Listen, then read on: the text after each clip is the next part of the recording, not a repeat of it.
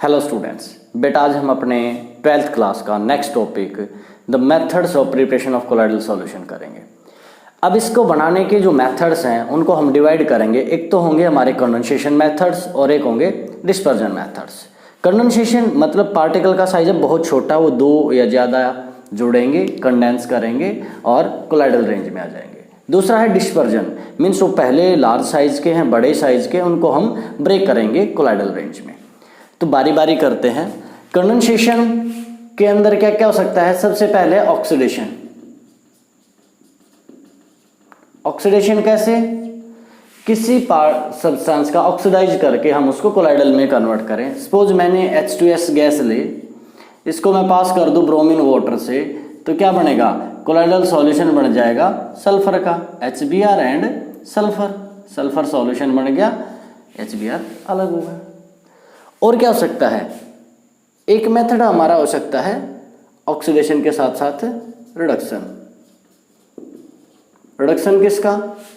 जैसे सपोज मैंने gold AuCl3 इसके क्लोराइड लिए, SnCl2 साथ में डाल दें, क्या बन जाएगा? गोल्ड का कोलाइडल सॉल्यूशन। SnCl4 निकल जाएगा, गोल्ड अलग हो जाएगा। अब बैलेंसिंग कर लो। बैलेंसिंग कहाँ पर होगी इसकी? ये 3, ये 4, यहाँ पर क्या आ जाएगा? 3, 3 4 जा 12, 6 और 6 12, तो यहाँ पर क्या आ जाएगा? 2। बैलेंसिंग तुम अपने आप भी कर लेना, मैं डायरेक्ट बता देता हूँ क्या क्या आएंगे प्रोडक्ट। कि हमने इसके क्लोराइड के अंदर अगर SnCl2 डाला तो गोल्ड का कोलाइडल सॉल्यूशन बन गया। ऐसे भी कर सकते थे हम, ये क्लोराइड के साथ अगर मैं हाइड्रोजन डाल दूं NH2 NH2, in that case also क्या होगा हमारा? इसमें से क्या क्या निकलेंगे हमारे? ये Cl की हाई एफिनिटी है वो हाइड्रोजन के साथ, तो HCl निकल जाएंगे। नाइट्रोजन क्या है? Na2 बन के निकल जाएगी और गोल्ड का क्या बन जाएगा? Colloidal solution. बैलेंसिंग कर लेंगे इसके केस में भी।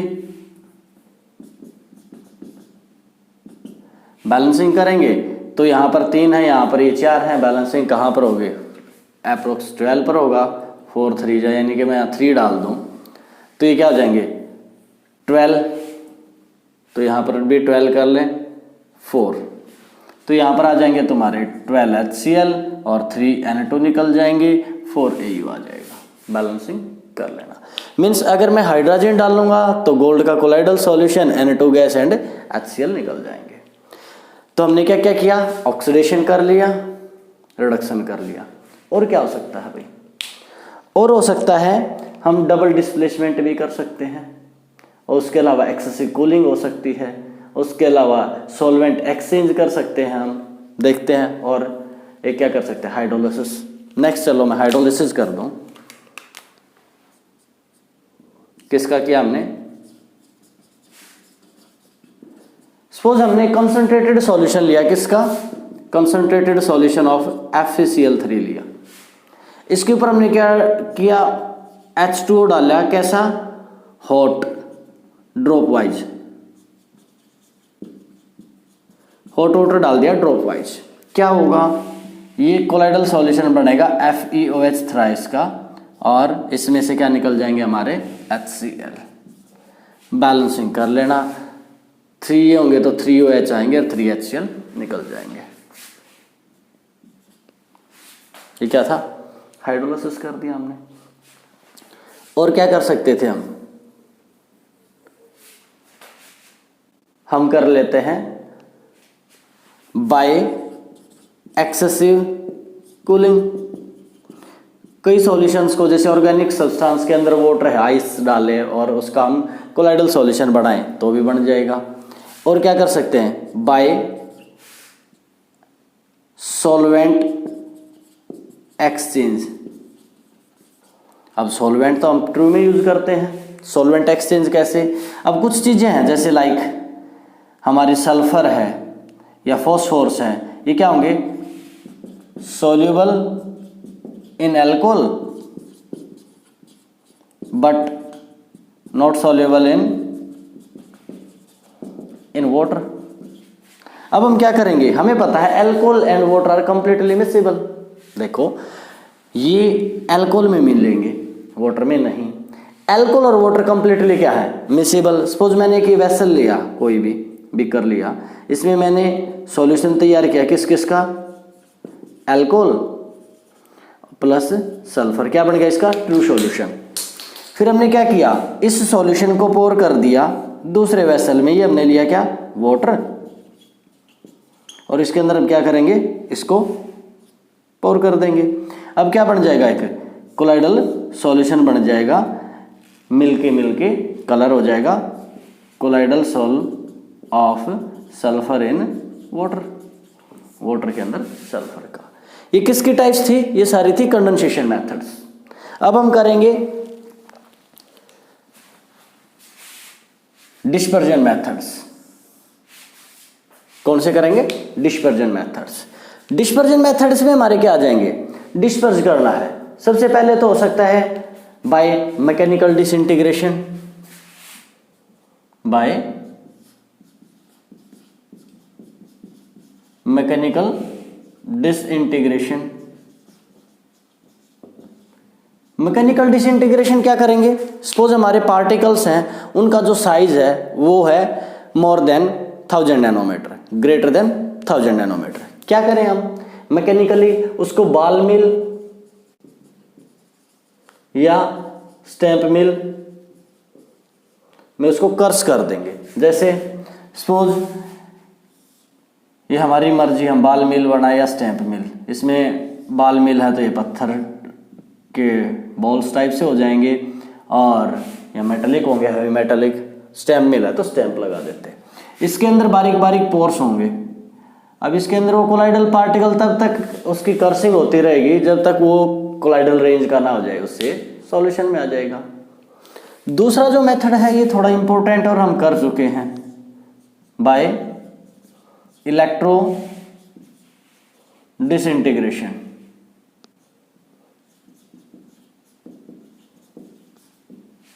इलेक्ट्रो डिसइंटीग्रेशन, इसका मतलब क्या हुआ, इलेक्ट्रो डिसइंटीग्रेशन। हम डिसइंटीग्रेट तो करेंगे, तोड़ेंगे, लेकिन इलेक्ट्रिक करंट को यूज करके। जो हमने बनाया था, याद हो तो, हमने यहाँ पर लिया था एक दो इलेक्ट्रोड्स, यहाँ मेटल, यहाँ आइस कोल्ड वाटर, बाहर क्या डाल दी थी, आइस। ये डाल ली थी हमने आइस, ये आइस कोल्ड वाटर, यहां पर हमने दो इलेक्ट्रोड्स लगाई थी। ये जैसे आयन में कन्वर्ट हुआ था, फ्रीज होके क्या बन गया था, कोलाइडल सॉल्यूशन। तो इसमें दो मेथड क्या क्या है, पहले तो हमारे बाय उसको हमने किया मैकेनिकल डिसइंटीग्रेट किया बॉल या स्टेम मिल में, या इलेक्ट्रो डिसइंटीग्रेशन। इसका जो थर्ड है वो इंपॉर्टेंट है एग्जाम के पॉइंट ऑफ व्यू से। थर्ड आता है पेप्टाइजेशन।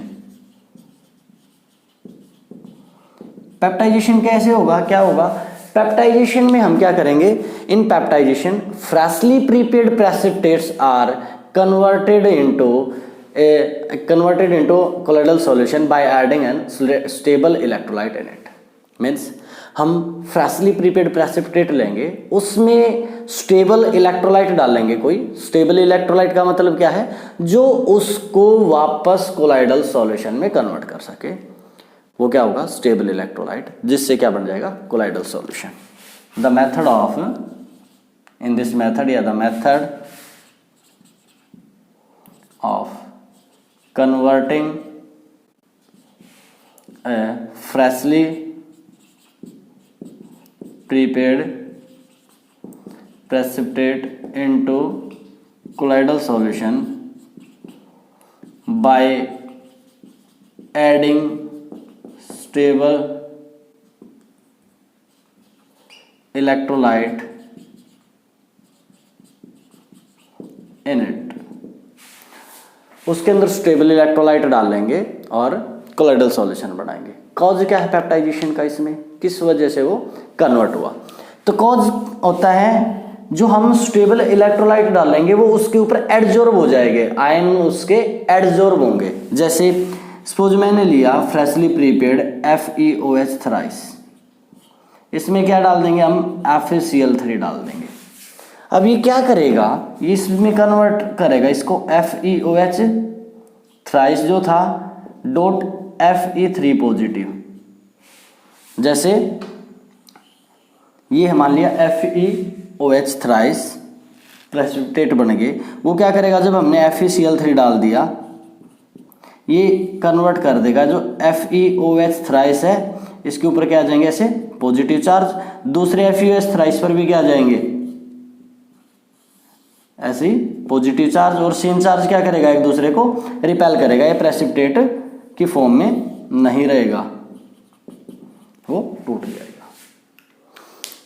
फिर से देखते हैं पेप्टाइजेशन क्या होगा। मेथड है जिसमें हम क्या करेंगे, फ्रेशली प्रिपेयर्ड प्रेसिपिटेट को कन्वर्ट करेंगे कोलाइडल सॉल्यूशन में।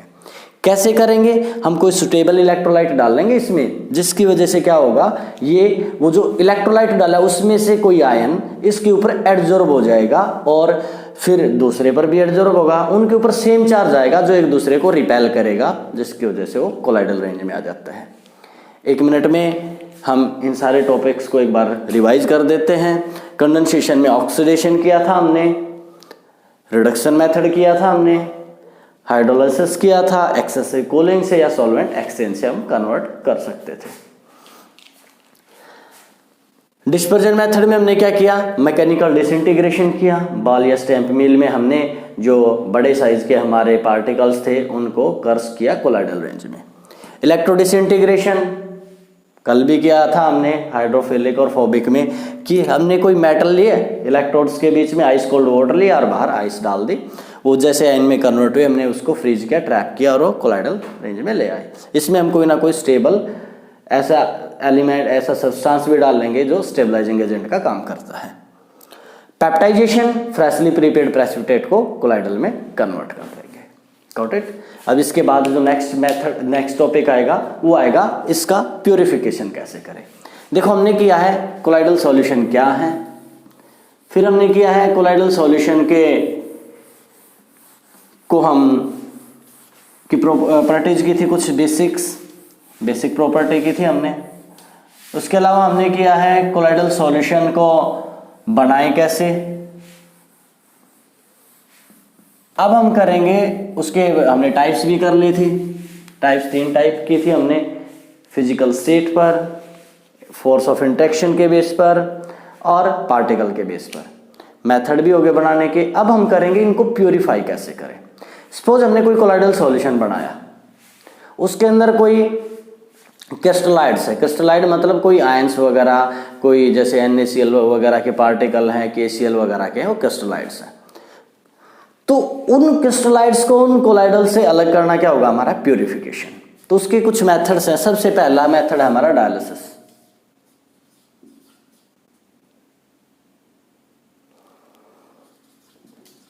डायलिसिस कोई नया नेम नहीं है, आप लोगों ने पहले भी सुना होगा। डायलिसिस कहाँ सुना होगा, अगर सुना है तो, जैसे जिसकी किडनियां वगैरह फेल हो जाए तो डायलिसिस बोल पर लेके जाते हैं हम उसको। इन केस ऑफ डायलिसिस क्या होगा, डायलिसिस के अंदर हम, वैसे कि मेथड है, सिर्फ किडनी के केस में ही नहीं है, किसी भी कोलाइडल सॉल्यूशन को प्योर करने का एक मेथड है, यूजिंग पर्चमेंट और सेलोफेन। या तो हम पर्चमेंट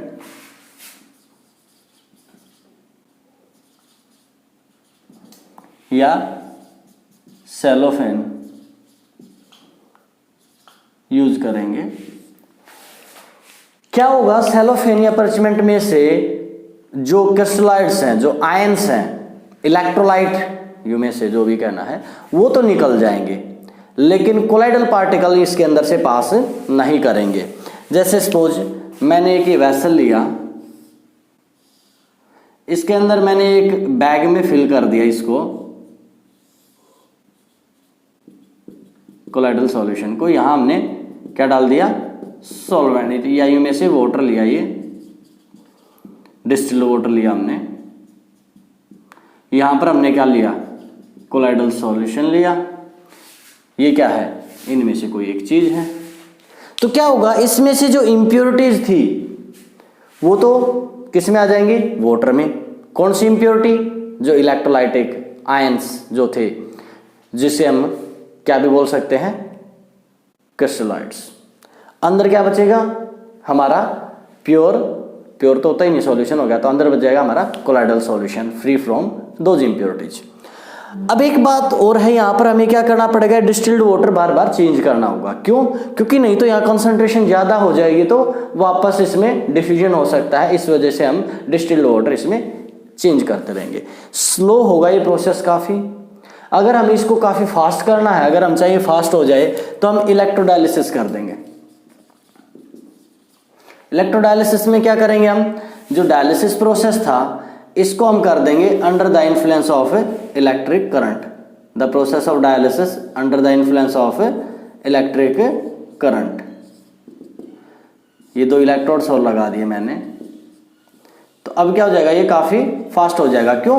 क्योंकि वो जो आयनिक जो इम्प्योरिटीज थी, जो आयन की वजह से थी, अगर वो पॉजिटिव चार्ज जो आयन है वो किधर निकल जाएंगे, नेगेटिव टर्मिनल की तरफ, नेगेटिव पॉजिटिव की तरफ। ये काफ़ी इजीली और जल्दी होगा। तो डायलिसिस पता चल गया किसके लिए यूज करते हैं हम, प्योरिफिकेशन में। दूसरा जो मेथड है वो हम ले सकते हैं ultra filtration. Ultra filtration name में आएगा अल्ट्रा। अल्ट्रा फिल्ट्रेशन में हम क्या करते हैं, जो सिंपल फिल्टर पेपर है उसके जो पोर्स हैं उनका साइज कोलाइडल पार्टिकल के साइज से बड़ा है, तो इसके अंदर से पास हो जाएंगे। लेकिन अगर हम इसके पोर्स के साइज को कोलाइडल पार्टिकल के साइज की रेंज से कम कर दें, नहीं निकलेंगे। उसके लिए हम क्या करते हैं, हम कोलोडीन तैयार करते हैं। कोलोडीन क्या है, एक सॉल्यूशन है नाइट्रोसेल्युलोज,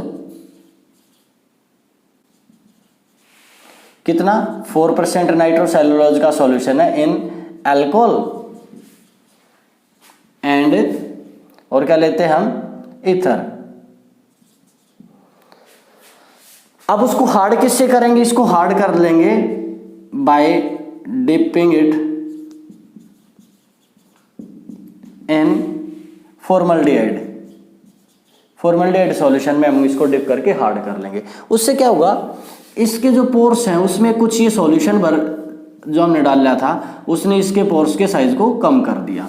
अब इनके हम अलग अलग कंसंट्रेशन यूज करते हैं अलग अलग टाइप के साइज के कोलाइडल सॉल्यूशन से इम्प्योरिटीज निकालने के लिए। जिस कोलाइडल सॉल्यूशन का में कोलाइडल पार्टिकल का साइज बड़ा है तो हम ये पोर्स बड़े भी रख लेते हैं, बहुत छोटा है तो इतना तो हमें रखना ही है कि वो आयनिक इम्प्योरिटीज है वो तो निकल जाएंगी लिक्विड के साथ। यहाँ पर क्या बचेंगे, हमारे कोलाइडल जो पार्टिकल्स हैं वो, उन्हें हम प्योर मीडियम लेंगे। डिस्पर्स फेज तो ये होगा, मीडियम में ऐड करेंगे, हमारा colloidal solution free from impurities ready होगा। Got it. थर्ड हमारा होता है इसमें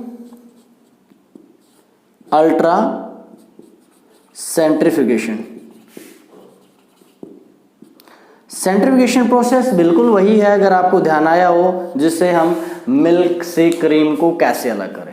छोटी क्लासेज में पढ़े आपने बहुत बार कि how can we separate milk and cream. तो हम क्या करते थे, वहाँ पर हम लगाते थे सेंट्रीफ्यूगेशन। हम उसको हाई स्पीड से रोटेट करते थे, जो कुछ एक को पता होगा, जैसे रई वगैरह टाइप की चीज़ लगाते हैं, जैसे कर्ड से बटर को अलग करने के लिए भी, जो हमारा बटर मिल्क अलग हो जाएगा और बटर अलग। उसके लिए क्या करते हैं, हम हाई स्पीड पर रोटेट करेंगे। उससे क्या होगा, जो disperse phase and dispersion medium separate out, वो तो क्या था वहां पर फेज एंड मीडियम सेपरेट किया। यहां में क्या सेपरेट करने हैं, ये भी ध्यान में हो, इम्प्योरिटीज। फेज और मीडियम नहीं, हमें क्या सेपरेट करने, इम्प्योरिटीज। अब हमें पता है वो इम्प्योरिटी क्यों है, क्योंकि वो उस मीडियम में सोल्यूबल थी, जो भी आयंस थे वो सोल्यूबल थे। अब अगर हम इसको क्या करेंगे, जो भी ट्यूब्स लेंगे उसके अंदर हमने क्या डाल दिया, कोलाइडल सॉल्यूशन। इसका छोटा सा एग्जांपल मैं दूं तो कई बार आपने देखा होगा ब्लड टेस्ट में टेस्ट ट्यूब को क्या करते हैं, एक छोटी सी मशीन होती है, उसके अंदर फिट करेंगे, उसको ऑन करेंगे तो वो वेरी हाई स्पीड पर रोटेट करती है, एट वेरी हाई स्पीड। जब बहुत हाई स्पीड पर ये रोटेट होगी तो कोलाइडल जो सॉल्यूशन में जो कोलाइडल पार्टिकल्स थे, डिस्पर्ज फेज जो था, you can say disperse phase और colloidal particle, they will settle down, वो नीचे बैठ जाएंगे। और जो ऊपर क्या रहेगा, जो उसका मीडियम था जिसके अंदर क्या है सोल्यूबल इम्प्योरिटीज, वो ऊपर रहेगा। हम उसको अलग कर लेंगे, जो नीचे सेटल डाउन हमारे कोलाइडल पार्टिकल है, we separate out it and we add it in pure medium, जैसे उसमें हमने प्योर मीडियम में डाला था। Got it. ये थे methods of preparation of colloidal solution. Again I am repeating, dialysis में क्या होगा, सेल्फेन या पर्चमेंट पेप लेंगे हम, जिसके अंदर क्या डाल देंगे, कोलाइडल सॉल्यूशन। इसको प्योर वाटर डिस्टिल्ड वाटर में हमने रख दिया, इसके अंदर से जो भी हमारे क्रिस्टलाइड्स थे, जो इम्प्योरिटीज थी, वो इसमें आ जाएंगे वाटर में, अंदर हमारा क्या बचेगा, colloidal solution, free flow impurities. Ultra filtration में हमने नाइट्रोसेलुलोज जेल का लिया है, इसको हम क्या भी बोल सकते हैं, कोलाइडेंस। कोलाइडेंस सॉल्यूशन के अंदर हमने फिल्टर पेपर को डिप किया था, फॉर्मल्डिहाइड में डिप करके हार्ड किया, उसके पोर्स का साइज रिड्यूस किया। जैसे एक एग्जांपल लेते हैं, चाय छानने की छन्नी है, बारीक पोर्स हैं, चाय छान सकते हैं। अगर वही बड़े पोर्स हों, किसी ने देखा हो गेहूँ वगैरह को साफ करने के लिए यूज करते हैं, बड़े होल होते हैं, उसमें से चाय की छलनी की तरह यूज करें तो क्या कर पाएंगे, नहीं। क्यों? क्योंकि साइज पोर्स का बड़ा है, वो नीचे निकल जाएंगे उसके अंदर से। अब कैसे उसे अगर हमने फिल्ट्रेशन के लिए यूज करना तो कैसे कर सकते हैं, उसके अंदर अगर मैं कोई एक क्लॉथ लगा दूं, कोई कपड़ा लगा दूं जिसके पोर्स हो गए छोटे, यूज किया जा सकता है। तो कपड़े की जगह हमने यहाँ पर क्या किया, इन पोर्स का साइज कैसे रिड्यूस किया, हमने कोलाइडिन लिया, कोलाइडिन सॉल्यूशन में डिप किया, फॉर्मल्डिहाइड से हार्ड किया, पोर्स का साइज कम किया। अलग अलग कंसंट्रेशन यूज कर लेंगे अलग अलग टाइप के कोलाइडल सॉल्यूशन के लिए, क्योंकि उसके साइज कम ज़्यादा हैं तो हम ये पोर्स के साइज भी कम ज़्यादा कर सकते हैं। फिर लिया हमारा ultra centrifugation. In case of ultra centrifugation we use the method of, यानी कि सेंट्रीफ्यूगेशन का अल्ट्रा और एडवांस, और भी ज़्यादा स्पीड पर रोटेट करेंगे। उससे क्या होगा, जो डिस्पर्स फेज या यूं में से colloidal particles will settle down, और बाकी जो इम्प्योरिटीज हैं वो मीडियम में रह गई थी उन्हें सेपरेट करेंगे, प्योर मीडियम में ऐड करेंगे, colloidal solution ready. Got it? तो इन मेथड्स के बाद जो नेक्स्ट आते हैं हमारे वो आ जाएंगे प्रॉपर्टीज ऑफ कोलाइडल सॉल। अगर मैं प्रॉपर्टीज करूं कोलाइडल सॉल की, तो सबसे पहले तो आएंगे हमारी फिजिकल प्रॉपर्टीज जो हम कर भी चुके हैं, फिजिकल प्रॉपर्टीज, जिसमें हम क्या करते हैं फिजिकल प्रॉपर्टीज में, एक तो हमने किया हेट्रोजीनियस नेचर। ऑल्दो जो प्रॉपर्टीज हैं अगर हम नेक्ड आई से देखें तो ट्रू सॉल्यूशन की तरह एक्ट करेगा कोलाइडल सॉल्यूशन, बट अगर हम कंपाउंड माइक्रोस्कोप से इसको अगर देखेंगे तो हमें इसके हेट्रोजीनियस नेचर पता चलेगी। दूसरा, ये क्या करता है, टंडल इफेक्ट शो करता है, जो आगे ऑप्टिकल प्रॉपर्टी में हम पढ़ेंगे, वो भी किसको शो करेगी, इसके हेट्रोजीनियस नेचर को, क्योंकि ट्रू सॉल्यूशन नहीं करता। उसके अलावा हम क्या करते हैं, फिल्ट्रेबिलिटी, अभी हमने किया था अल्ट्रा फिल्टर पेपर से, तो हम इसे फिल्टर कर सकते हैं, सिंपल फिल्टर पेपर से पास हो जाएगा, कैन नॉट सेपरेट आउट। उसके अलावा हम क्या कर सकते हैं, स्टेबिलिटी, मेन में अगर मैं बात करूं, साइज वाइज वैसे हमने स्टार्टिंग में किए थे, ये do not settle down if we put it undisturbed रख दें तो ये नीचे नहीं बैठते हैं। उसके बाद अगर मैं प्रॉपर्टीज में दूसरी बात करूं, इसकी मैकेनिकल प्रॉपर्टीज की बात करें तो वो क्या होगी, मैकेनिकल प्रॉपर्टी में हमारी आ जाती है ब्राउन एंड मोमेंट। उससे पहले कोलिगेटिव का भी जिक्र कर लें थोड़ा सा। ट्रू सॉल्यूशन में हमने पढ़ा था कोलिगेटिव प्रॉपर्टी, कौन सी थी, जो नंबर ऑफ पार्टिकल पर डिपेंड करे, नेचर पर ना करें।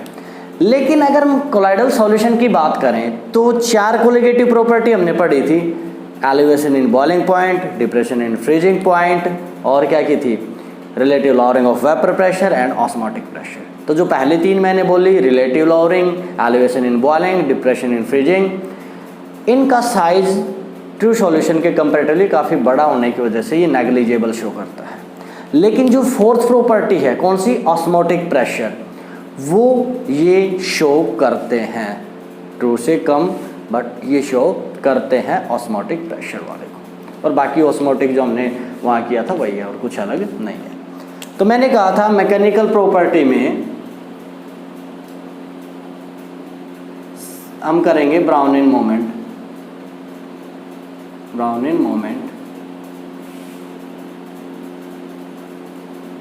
Brown in moment. Brown in moment क्या था, रॉबर्ट ब्राउन ने इसको डिस्कवर किया था, इसलिए उसी के नेम पर देते हैं।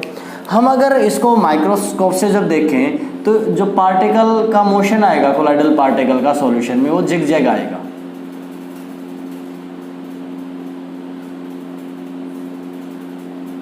They move in zigzag motion like this. तो ये जो जिगजैग मोशन है कोलाइडल पार्टिकल का कोलाइडल सॉल्यूशन में, ये क्या कहलाता है, brown in moment. The zigzag moment of colloidal particles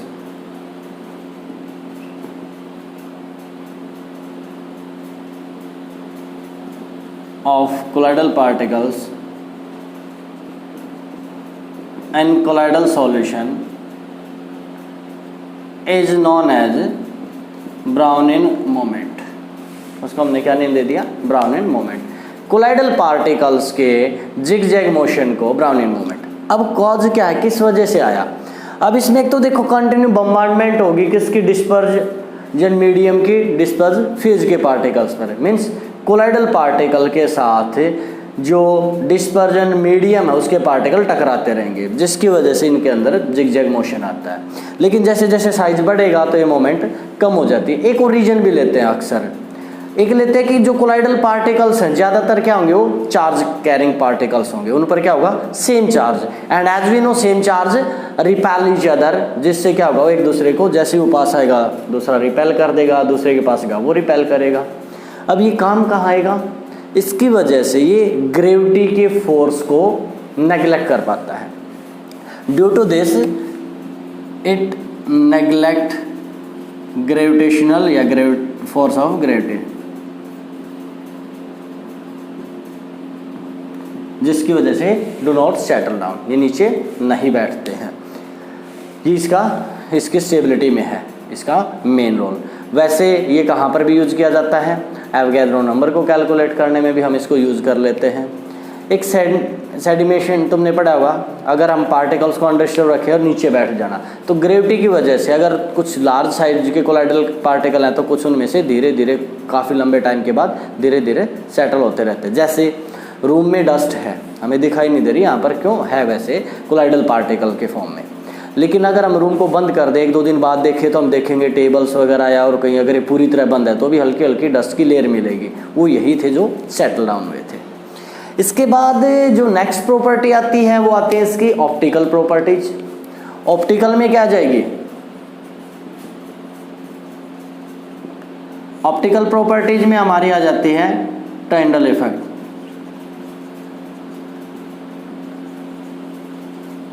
टाइंडल effect को समझने के लिए एक चलो एक्सपेरिमेंटल फॉर्म लिख दे। या हमने कोई टॉर्च ऑन की, ये लाइट गई, ट्रू सॉल्यूशन में इसे दिखाई नहीं देगी, लेकिन यहाँ इसका पाथ हमारा विजिबल हो जाएगा। किसमें? कोलाइडल में। ट्रू में नहीं हुआ। क्यों हुआ? इस कोलाइडल पार्टिकल्स के साथ जब वो लाइट टकराई तो उसकी स्कैटरिंग होगी, और इसे ही क्या बोलते हैं हम? Tyndall effect. The scattering of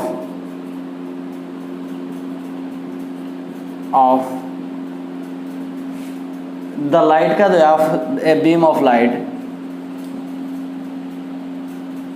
yes the light लिख दो, by colloidal particles present in colloidal solution, due to which its path is visible, is known as Tyndall effect। जब वो यहाँ से पास होगी कोलाइडल पार्टिकल से टकराएगी, जिससे उसका पाथ विजिबल हुआ, ल्यूमिनस हुआ, उसे ही हमने क्या नेम दिया? टाइंडल इफेक्ट। जैसे रात को अगर हम टॉर्च जलाएं छत पर जाके, या गाड़ियों की हेडलाइट्स देखी होगी जहाँ थोड़ी बहुत डस्ट उड़ रही हो, देखी होगी वो हेडलाइट अलग से दिखते हो, गाड़ियाँ जो टर्न लेंगी तो हेडलाइट भी ऐसे टर्न लेती दिखाई देंगी। हम टॉर्च जला के भी वो एक्सपेरिमेंट देख सकते हैं। जो पाथ विजिबल हुआ वो क्या है? टाइंडल इफेक्ट। कईयों ने देखा होगा किसी अंधेरे रूम में अगर किसी एक छोटे से रोशनदान या खिड़की से लाइट आ रही होती है तो हमें वो पार्टिकल उड़ते हुए दिखते हैं। जो पार्टिकल उड़ते हुए दिख रहे हैं वो जो जिगजैग मोशन है वो तो ब्राउनियन मोमेंट है, और जो पाथ विजिबल हुआ उनकी वजह से वो आती हुई दिखाई दे रही है हमें लाइट अंदर, वो क्या है? टाइंडल इफेक्ट। Got it? अब टाइंडल इफेक्ट के लिए कुछ कंडीशंस भी हैं। तो कंडीशन क्या है कि जो ये बीम हमने पास की, जो लाइट हम पास कर रहे हैं, उसके साइज में और कोलाइडल पार्टिकल के साइज में, उस लाइट का साइज का मतलब क्या है? लाइट की वेवलेंथ, जो हमने रेज डाले हैं उनकी वेवलेंथ का साइज और कोलाइडल पार्टिकल के साइज में डिफरेंस होना चाहिए, लास्ट डिफरेंस। उन्हीं की लगभग बराबर उसकी हो तो वो उसको डिस्पर्स या उसके पाथ को विजिबल नहीं कर पाएगा, स्कैटरिंग नहीं होगी। दूसरा, इनके जो रिफ्रैक्टिव इंडेक्स हैं डिस्पर्स फेज और मीडियम, उसमें भी फ़र्क होना चाहिए, तब ये टाइंडल इफेक्ट टाइंडल इफेक्ट हमारा शो होगा। टिंडल इफेक्ट कहाँ कहाँ हम अप्लाई करते हैं? स्मोक स्क्रीन्स बनाते हैं आजकल तो डीजे वीजे पर भी वो बीच में धुआं छोड़ेंगे, कलर्ड लाइट्स छोड़ेंगे, जिससे वहाँ पर एक अच्छा सा लुक बनता है। क्यों? अगर वो जो उसने वहाँ पर फोग मिस्ट टाइप से वो वेपर्स वगैरह नहीं छोड़ी होती, वहाँ कोलाइडल नहीं बनाया होता, तो उससे क्या होता, वो रे ऊपर होती और नीचे आनी थी उस पर्सन के ऊपर ही आती, बीच में वो विजिबल नहीं होती, उनका जो जिग-जैग मोशन टाइप से उन लाइटिंग का करते हैं वो शो नहीं होता। वो इसी की वजह से शो हुआ हमारा। जो स्मोक स्क्रीन्स वगैरह बनाते हैं उसमें भी क्या शो करते हैं हम? टिंडल इफेक्ट यूज करते हैं। प्रॉपर्टीज आगे आ जाएंगे हमारी इलेक्ट्रिकल प्रॉपर्टीज। तो आज के लेक्चर में हम यहाँ तक करेंगे, इलेक्ट्रिकल प्रॉपर्टीज कल करेंगे। ओके।